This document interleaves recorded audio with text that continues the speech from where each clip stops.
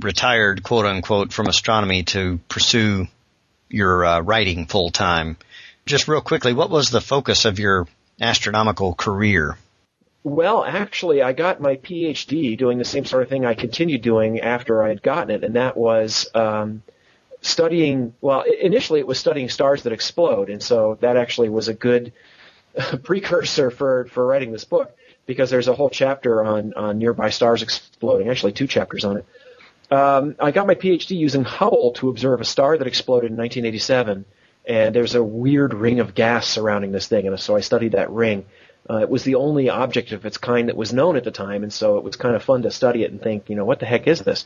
Now we know of a few more, but we still don't know what they are, but we have more examples of them at least. And then after I got my degree, I worked on a camera on Hubble called STIS, the Space Telescope Imaging Spectrograph, which hopefully will be fixed by the astronauts in 2009 when they go up to do the final servicing mission of Hubble.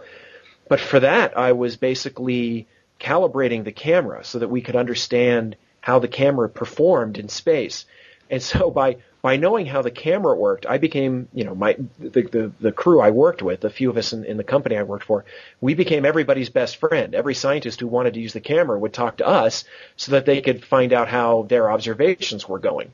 And so that was very cool, because then basically people who were studying brown dwarfs and black holes and quasars and galaxies colliding and all kinds of stuff, they would come to us and say, help me with my data. And so I really got to be privy to a lot of totally cool Hubble stuff, including stars that were still forming, surrounded by disks of gas and dust where planets might be forming. And now, in fact, years later, we do know that planets are forming in some of these objects. Nearby stars and just all kinds of crazy stuff. And it was really a lot of fun. But I wound up leaving that to do education and public outreach, and did that for 6 years, basically doing this kind of thing, doing interviews and writing and all that. Mm-hmm. And then got my book offer, and they said, we need this right away. And I couldn't work full time and write the book. And I'd always wanted to write this book. So I left that job and wrote the book. And now I'm sort of blogging and doing skepticism full time. Yeah, DragonCon, it was announced. I don't know if it was actually announced at DragonCon, but that you are now going to be the president of JREF, the James Randi Educational Foundation.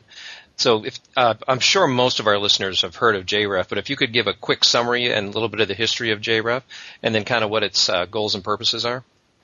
Sure. The James Randi Educational Foundation is basically, it's started by James the Amazing Randi. And if you don't know who James the Amazing Randi is, I don't know why you're listening to this podcast in the first place. That's right. He's basically been credited with starting the modern skeptical movement. He's a stage magician and conjurer, and he started going after people like Peter Popoff and Uri Geller and Sylvia Brown, these people who claim to have psychic powers of some sort or paranormal powers, and became quite famous for this. He was on The Tonight Show with Johnny Carson and did a lot of that kind of stuff, and actually did a really good job about doing this, debunking a lot of this.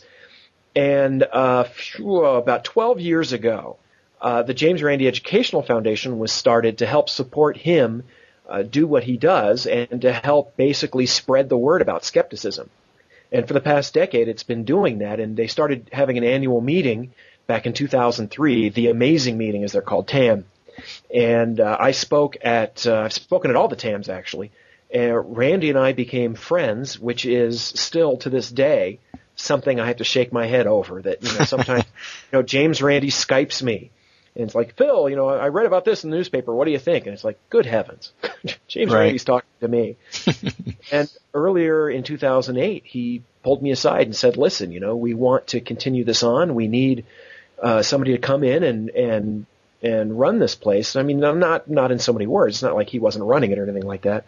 I don't mean to sound like, I'm taking over. Look, I'm Alexander Haig after Reagan was shot. Right. It's not that. It's just, look, we want to be doing more. We want to expand. We want to go in new directions. Let's do this together. And I said, yes, because you can't say no to James Randi. It's just not possible. And so now I'm president, and Randy and I and the rest of the team, we're working on expanding into not necessarily new territory, but expanding our presence in some territories. The website, which is randi.org, randi.org, we're doing more there. The weekly blog has turned into a daily blog, and we're getting some guest writers for that. We want to have more videos, more podcasts with Randi in them. We want to do a special place in my heart for education. I want to do more educational things, like having activities that teachers can do in the classroom, more ideas of ways that educators can spread the word, I suppose, of rational thinking, of reason, of critical thinking, of skepticism, because it's one of the biggest tools of science. It's a way for not fooling ourselves. And so we all have to learn how to be more skeptical. I'm preaching to the choir here, I know. But that's, if there's one thing that's going to save our planet, and I mean that literally, it's got to be more critical thinking. And so we want to make sure that people get that stuck in their heads. One of the interesting things about seeing James Randi at DragonCon, I can only speak for myself that I tend to be more active in the atheist/theist wars, I guess, for lack of a better term. And I'm aware that there are astrologers out there and, quackery medicine and that sort of thing, but just haven't really followed it that closely. And so I go to the skeptics track and I'm seeing all these people that I had heard their names before, but didn't really know that much about them. It just suddenly struck me how that there's this whole community of people that are probably like-minded, but they have different focuses and almost seem to be on parallel paths and not interact that much. And it's the skeptic community and the atheist community. I was just wondering if you could talk about your observations on that. Well, that's certainly true. You can subdivide the critical thinking movement, if you want to call it that, into a lot of subcategories. There are humanists, there are atheists, there are agnostics, there are people who are fighting psychic claims and astrologers or whatever. My own thrust, if you read my website, which is badastronomy.com, it's all astronomy and science based, where I'm basically attacking people who say vaccines cause autism. I guess that's not really astronomy, but that's one of the pulpits I'm banging these days. As well as astrology, UFO people, 2012 people who say that the Mayan calendar is going to end and the world's going to end, and some far-right religious stuff, creationism and things like that. There is an atheist movement, but that's only one part of the skeptical movement. The James Randi Educational Foundation, for example, is not an atheist organization. That's not part of our foundation. Our foundation is about critical thinking.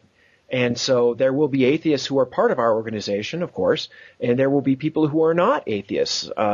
We have some very strong supporters who are deists, sort of an impersonal God sort of believer. And look, this is a pretty big tent. Anybody can be a critical thinker. Even an astrologer can be a critical thinker about, I don't know, Scientology or Bigfoot or something like that, right? They may not be a critical thinker about astrology if they think astrology works, because it don't, all right? But that doesn't mean that we're just going to kick them out. So there's a lot of parallel strands here, and so it was a lot of fun. You're right, at DragonCon, which was a fantastic weekend. That was so much fun to listen to the panelists talk about all these different things, because, I don't necessarily follow everything that's going on about Sylvia Browne or these other psychics. That's not my field. But, Randi, that's his field, and some of these other people. And so it's really fun to learn about all these other active areas of skepticism and see what people are doing to fight the good fight. Maybe I'm a sick puppy, but one of my favorite things to me at DragonCon on the skeptics track was the inevitable person during the Q&A that would stand up, somebody from the audience would stand up and get the mic and would just not let it go and start going on about some crazy something, and the poor panelists are sitting up there having to be polite and sort of let them get it off their chest. Well, mostly in the skeptic track, that wasn't a problem. At least the panels I saw or sat on, even the people who were disagreeing about something